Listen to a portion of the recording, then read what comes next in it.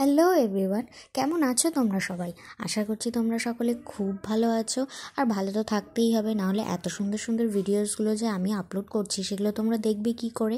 তো রিসেন্ট আমি যে ভিডিওটা আপলোড করেছিলাম সেখানে আমি বলেছিলাম যে আমরা সকলেই বাড়িতে বলেছি কড়াইশুঁটির কচুরি আর সাথে আলুর দম খাবো। তো সেটা বলা মাত্রই নেক্সট ডেই আমরা প্রিপারেশনটা স্টার্ট করে দিয়েছি। আর কিভাবে বানালাম, কি করলাম, সেই সব কিছু আজকে তোমাদের সাথে এই ভিডিওটিতে শেয়ার করব। তাই ভিডিওটা কিন্তু ফার্স্ট থেকে লাস্ট পর্যন্ত পুরোটাই দেখতে হবে। আর যারা যারা এখনও পর্যন্ত আমার ভিডিওসগুলো শুধু দেখোই কিন্তু লাইকও করো না, শেয়ারও করো না, সাবস্ক্রাইবও করো না, তারা নিশ্চয়ই করে দিও, নাহলে কিন্তু এত সুন্দর সুন্দর ভিডিও তোমরা মিস করে যাবে। তো এই যে দেখো আমার বুনু বসে পড়েছে এখানে ময়দা মাখার জন্য। তো ময়দার মধ্যে ও প্রথমে কিছুটা পরিমাণে লবণ দিয়ে দিয়েছে আর তারপরে এটাকে ভালো করে আগে মাখিয়ে নিচ্ছে, কারণ ময়দাটাকে ভালো করে না মাখলে ময়দাটা নরম হয় না। তারপরে এর মধ্যে দিয়ে দিচ্ছে কালো জিরা। তো এটা পুরোপুরি অপশনাল, যারা যারা ভালোবাসো তারা দিতেই পারো। তো এরপরেও আরেকটু লবণ দিয়ে দিল, কারণ ওর লবণটা একটু কম মনে হয়েছিল সেই কারণে। তারপরে এর মধ্যে দিয়ে দিতে হবে একটু পরিমাণে চিনি। এটাও অপশনাল, এটা যারা দিতে পছন্দ করো তারা দিবে, নাহলে তোমরা স্কিপ করতেই পারো। তারপরে একটু ভালো করে এটাকে কিছুক্ষণ নাড়িয়ে চাড়িয়ে এর মধ্যে দিয়ে দিতে হবে তেল, কারণ তেলটা দিলে কি হয়, একটু ভালো একটা সুন্দর একটা আটো সাটো একটা ব্যাপার আসে। আমি জানি না, এটা আমাকে বুনু বলেছে, কারণ আমি একদমই রুটি মাখতে পারি না, ময়দা মাখতে পারি না, কিচ্ছু পারি না, মানে আমি একদম শক্ত করে ফেলি। সেই জন্য মা আমাকে বলে তুই এই কাজটা কোনোদিনও করিস না, প্রচণ্ড বাজে করিস। আর বুনুও তাই বলে, তাই ও নিজেই এটা মাখতে বসে পড়েছে।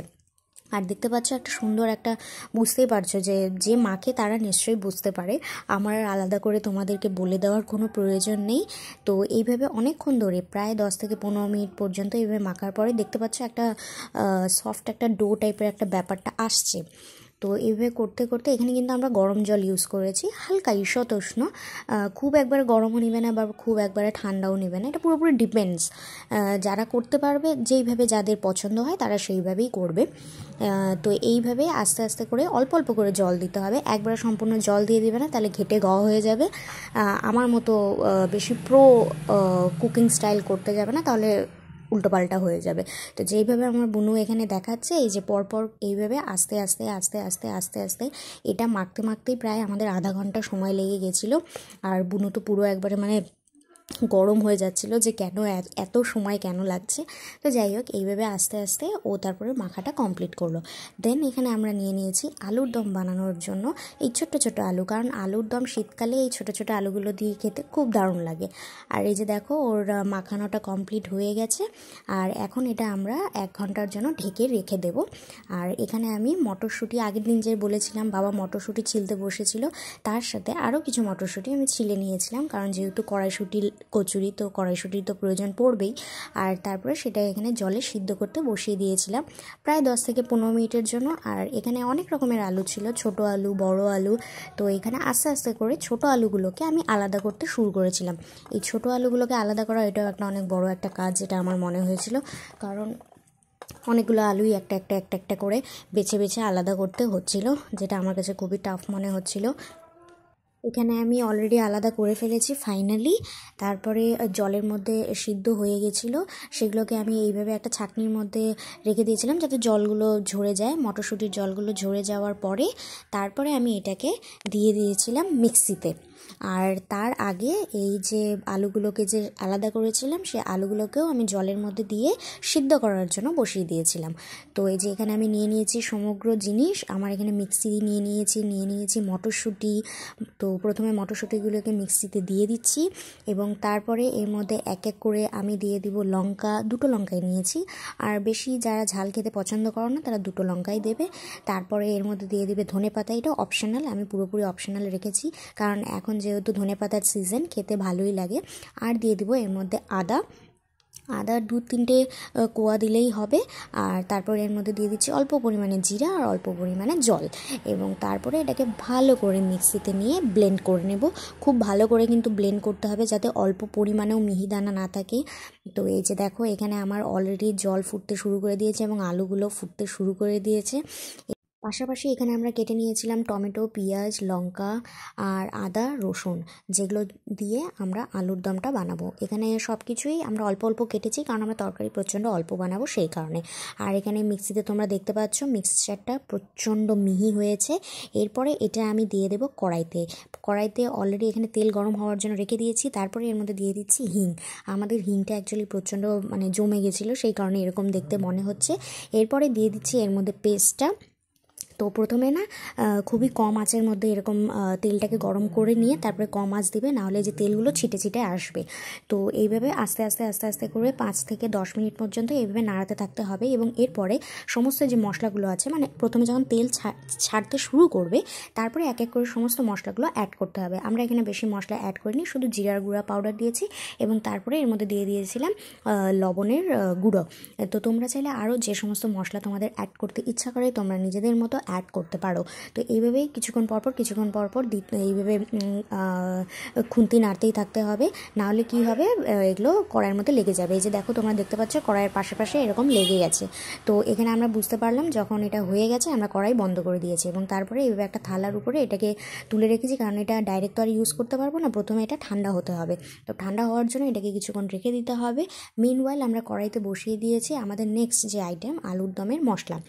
তো প্রথমে কড়াইতে তেল দিয়েছি, তারপরে এর মধ্যে দিয়ে দিয়েছি শুকনো লঙ্কা ফোড়ন, জিরা ফোড়ন, এবং তারপরে এর মধ্যে দিয়ে দিয়েছি পেঁয়াজ আর কেটে রাখা টমেটো। সেটা যখন একটু সিদ্ধ হয়ে এসেছে, বুঝতে পেরেছি যে ভাজা ভাজা হয়ে গেছে, তারপরে এর মধ্যে আমরা মিক্সিতে মশলা বানিয়ে নিয়েছিলাম, যার মধ্যে ছিল লঙ্কা আর একটু পেঁয়াজ, একটু টমেটো আর ছিল জিরা, সেগুলোকে আমরা দিয়ে দিয়েছি। দিয়ে দেওয়ার পরে তারপরে যখন একটু সেগুলো একটু কষার মতো হয়ে আসছে এবং তেল ছাড়তে শুরু করেছে, তখন আমরা এর মধ্যে দিয়ে দিলাম ফুটিয়ে রাখা আগের থেকে যে আলুগুলো ছিল সেগুলোকে আমরা দিয়ে দিয়েছি। এবার সেগুলো দেওয়ার পরে আবার কিছুক্ষণ এগুলোকে ভালো করে নাড়তে হবে, কারণ আলুগুলোকে সেদ্ধ করতে হবে। তো আলুগুলো পুরোপুরি যখন সেদ্ধ হয়ে আসবে তারপরে এর মধ্যে আমরা জল দিয়ে দেবো। এবার মিনওয়াইল এখানে আমি বসে পড়েছি কড়াইশুঁটি, যে আমরা ময়দাটা বানিয়ে রেখেছিলাম। দেখো 1 ঘন্টা হয়ে গেছে এবং 1 ঘন্টা পরে এগুলো কী সুন্দর নরম তুলতুলে লাগছিল, ধরার পরে আমি বুঝতে পারছিলাম। তো এখানে তারপরে আমি এইভাবে গোল গোল ময়দাগুলোকে গোল গোল করে নিয়েছি। আর বিশ্বাস করবে না, এগুলো করতে করতে আমরা ভাবছিলাম যে আমরা কেন এগুলো করতে শুরু করেছি। আগে তো ভাবছিলাম 1 ঘন্টার কাজ 2 ঘন্টার কাজ, করতে বেশি সময় লাগে না। পরে যখন করতে বসেছি তখন বোঝা গেল যে ভাই কত সময় লেগে গেছে, প্রায় 5 ঘন্টার মতো সময় লেগে গেছিলো। তো এখানে আমি ফটাফট করে এইভাবে পুরগুলো ভরছিলাম। আর এটা আমরা যেহেতু ফার্স্ট টাইম করছি, এত প্যাথেটিক টাইপের আমরা পুর ভরছিলাম না। আমার বুনু যথেষ্ট ভালোভাবে করেছিল, যেগুলো ও করেছে আমি প্রচণ্ড জঘন্যভাবে করেছি। এটা আমিই করছিলাম অ্যাকচুয়ালি, কারণ ও ওইদিকে আলুর দম রান্না করছিল, তো ও আসতে পারছিল না। আর আমি এইভাবে কি করছিলাম, বেশি বেশি করে দিচ্ছিলাম। তো এখানে দেখো, এই যে আলুর দম এখানে সেদ্ধ হওয়ারই অপেক্ষায়, প্রায় সেদ্ধ হয়েই আসছে। এবং এইভাবে আলুর দমটা যখন কমপ্লিট হয়ে যাবে, শেষে এর মধ্যে গরম মশলা দিয়ে কিছুক্ষণের জন্য ঢাকা দিয়ে রাখলেই আলুর দম কমপ্লিট। আর এইখানে আমি অনেকগুলো বেলে দিচ্ছিলাম, কিন্তু আমার একদমই বাজে হচ্ছিল। সেখানে বুনু বলল, তুই একটা কাজ কর, তুই গিয়ে ভাজতে শুরু কর, আর আমি সুন্দর করে বেলে দিচ্ছি। তো এরপরে আমার কাজ হয়ে পড়েছিল ভাজার। তো প্রথমে কড়াইতে তেল গরম করে নিয়ে তারপরে এর মধ্যে আমি ভাজতে শুরু করে দিয়েছিলাম। তো এই কাজটা আমি ভালো পারি, সেই কারণে আমি এই কাজটা নিয়েছিলাম আর যথেষ্ট ভালোভাবেই আমি করছিলাম। তো এইভাবে আস্তে আস্তে একটা করে করতে আস্তে করে এত সুন্দর করে আমাদের ভাজাও কমপ্লিট হয়ে গেছে। আর এই দেখো আলুর দমটা কি দারুণ লাগছে, দেখতে যতটা না সুন্দর লাগছিল না, খেতে আরও সুন্দর হয়েছিল। তো তারপরে প্লেটিং করার পালা, কারণ আমি তো ডাইরেক্ট খাই না, আমি এইভাবে ভিডিও করি, ফটো তুলবো, এসব করব। আর ততক্ষণে খাওয়া দাওয়া ঠান্ডা হয়ে যায়, তবে কোনো ব্যাপার না। এরকম সুন্দর সুন্দর ভিডিও করার জন্য, এরকম ভিডিও পাওয়ার জন্য একটু অপেক্ষা করতেই হয়।